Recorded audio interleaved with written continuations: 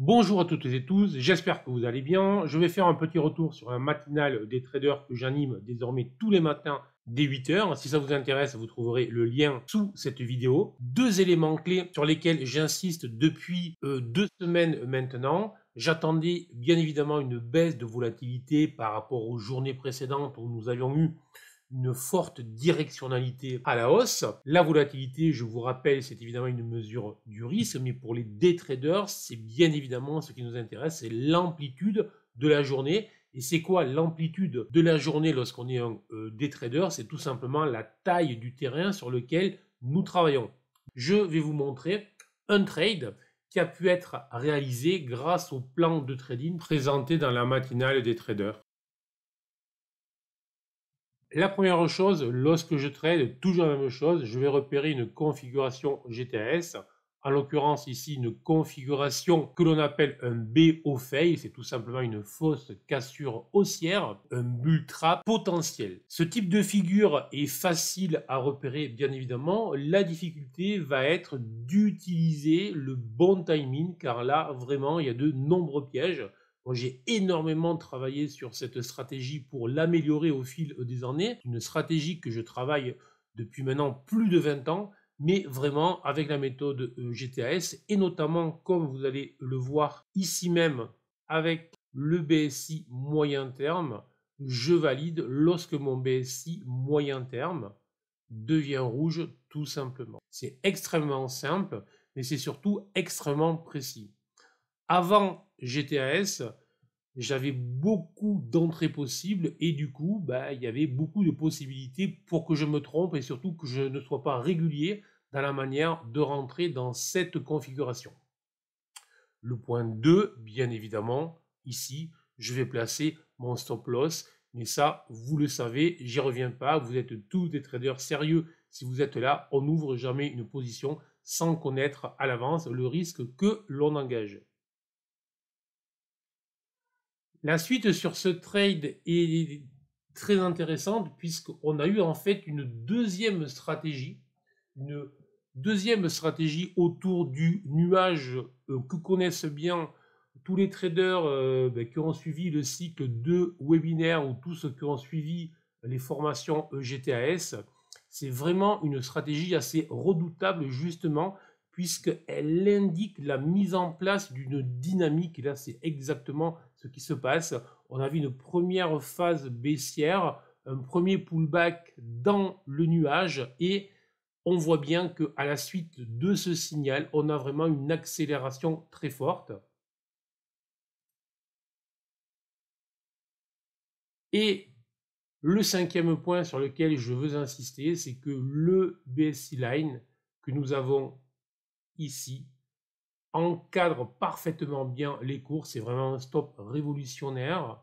Et tout simplement, on voit que avec une configuration extrêmement simple, avec une entrée qu'un enfant de 3 ans peut très bien comprendre, ça nous offre un stop à une vingtaine de points pour au final près de 50 points de gain sur la partie résiduelle. Je dis bien la partie résiduelle car systématiquement, on le voit bien sur les formations, on sort au fur et à mesure, on rentre en une fois sur un trade, mais on sort souvent en plusieurs fois.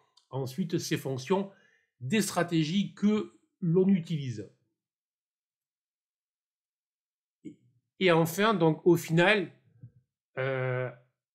encore une fois, moi c'est avec GTAS, mais si vous utilisez votre propre méthodologie, peu importe, il vous faut tendre vers les éléments que je vous mets là. Il faut avoir un timing très clair, qui soit binaire pour avoir aucune prise de tête. J'ai longtemps travaillé moi-même avec des timings multiples. La réalité, c'est qu'on se prend la tête. Est-ce que je rentre là? Est-ce que je rentre plus tard? Est-ce que je rentre agressivement, moins agressivement, plus agressivement? Dès lors qu'on choisit un timing que l'on a bien travaillé, longuement travaillé pour nos stratégies et qu'on trouve que c'est le meilleur compromis possible, plus de prise de tête et au moins on est en mode j'attends mon trade, j'ai mon entrée, j'y vais, je suis en trade, c'est beaucoup plus simple et donc beaucoup moins d'émotions à gérer. Encore une fois, je ne crois pas au sujet sur les émotions et le trader. Je crois au sujet la méthode guide nos émotions. Et là, du coup, tout se passe bien. Donc là, aucun trade qui soit émotionnel, puisque vous voyez bien que j'ai une configuration extrêmement simple et une validation simple. Et en plus, elle n'est pas du tout contrarienne, alors qu'à la base, cette stratégie, elle est contrarienne, mais étant validée par nos indicateurs, elle ne l'est plus. On a toujours des invalidations précises. Chaque stratégie a son stop. Un stop est une protection.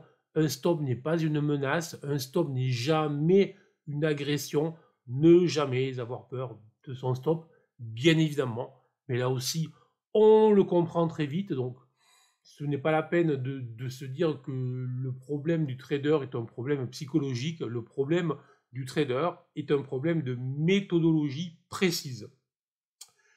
Le stop suiveur, alors là, c'est vraiment peut-être ce dont je suis le plus fier dans cette méthode. Vraiment, il est révolutionnaire. Et au final, de manière claire, on peut trader de manière zen, sans stress, focus sur mon trading, jamais focus, bien évidemment, sur le résultat. Je ne connais jamais le résultat de mon trade à venir.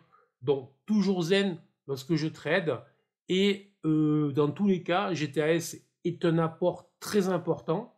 Vous pouvez suivre GTAS, bien évidemment, mais vous pouvez aussi bâtir votre méthodologie afin d'encadrer votre trading précisément et de ne pas vous laisser aller à faire n'importe quoi et à faire des trades qui vont être émotionnels car votre méthode n'est pas suffisamment rigoureuse, tout simplement. Sur ce, si ça vous a plu, je vous invite à liker, à partager cette vidéo, surtout à la commenter, à me dire ce que vous en pensez, à me faire part de vos trades si vous le voulez.